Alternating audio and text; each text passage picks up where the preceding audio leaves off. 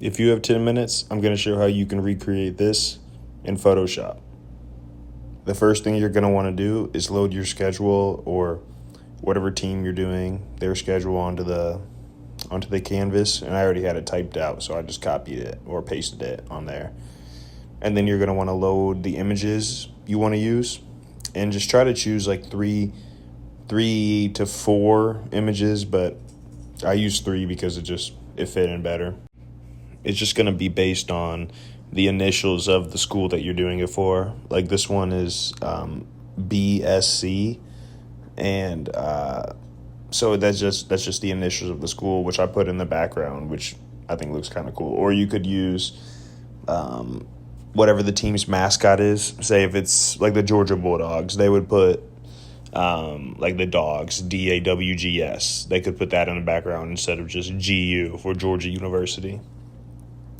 And then all I was doing right here was just getting the cutouts to look sharper, because there was more that stayed with the picture than I wanted it to. And right here, what I did was go to the eyedropper tool and select the color on the jersey, because I wanted to select the exact blue that they use, so I can copy that color and then you go over down to the background layer and then choose a solid color layer, and then it will already have that color saved that you just clicked on with the eyedropper tool, but you can also just paste it in there and then it will give you the exact color. And then after doing that, I didn't want to just keep it just like a solid blue, so I went over to the layer mask, and then I went over to the brush tool, and then I chose a soft layer brush, and I lowered the opacity down to about 17, and I just played around with it until I got what I wanted. And I still thought it looked a little bit too plain, and obviously it's not faded at all right there. So I went and I grabbed this kind of like rough white background image off of Google, and I just loaded it. I loaded it in there because I didn't like how just plain it looked. I thought this would help. And the next thing I did was change the layer setting to darken so it blends in better with the blue. It's a slight difference, but I thought it looked better. And then right here, I wanted to clear up this white that transferred over with the image. And you just go to the brush tool.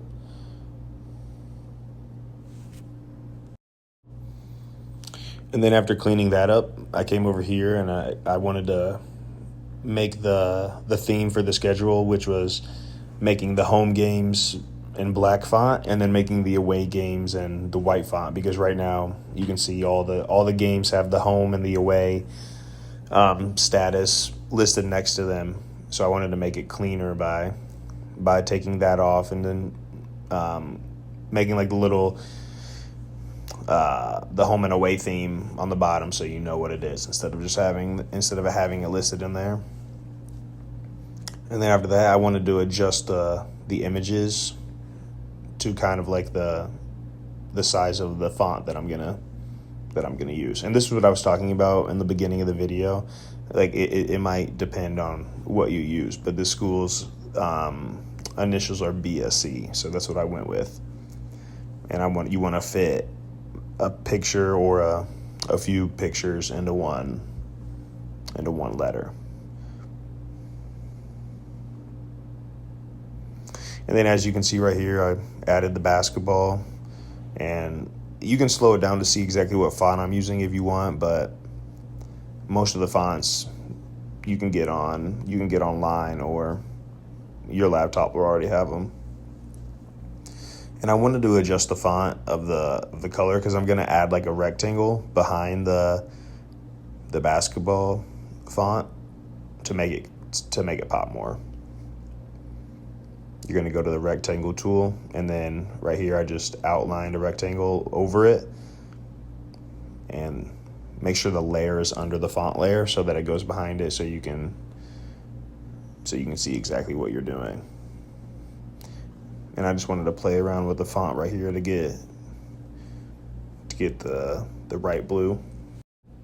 And you might have to play around with it, with the font and the size of it and all that, because with each font it's gonna make you change the size most of the time because it's all different.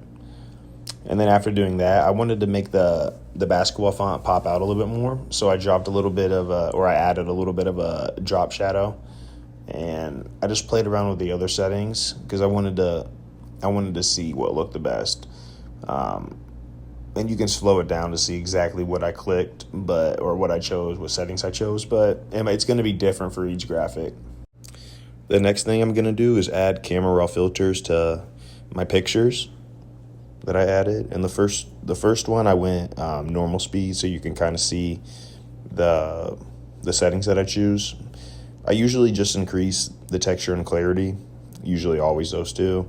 And then the exposure and sharpening I usually mess with too, but those can vary.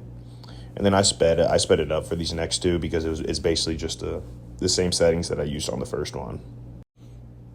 And then right here, I just added the school logo. I just got it from online. And as you can see, whenever I removed the background, the white part of the background, it also took some of the logo with it. So I went and grabbed the brush tool, and I just drew that back in. After adding the school logo, I also went and grabbed the Nike logo because that's who the school is sponsored by. And in the bottom left corner of the graphic, I wanted to put who the schedule was for. And it's for a JV basketball team that's one of the JV teams for a university, not a high school. And the coach wanted to get this made for his team. The next thing I'm going to do is draw the shadows for under everyone's feet, just to make it look more realistic. And you can slow it down to see exactly like what shape I made the brush tool, but it's really just as simple as making a sideways oval shape like that, and then messing with the opacity, and usually sometimes I add some noise to it just to make it look more realistic as well. And there's a few different ways to get the shadows to look realistic, but I found the best way is to just make the brush tool a little bit smaller under their feet, and sometimes like fade the brush as it goes out with the opacity.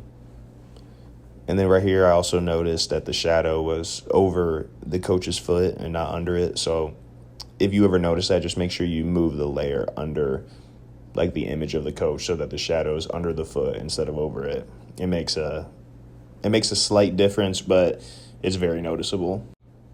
And right here, I was just messing with the opacity of the shadows to try to see what looks best, because whenever you have it too dark, it doesn't look very real.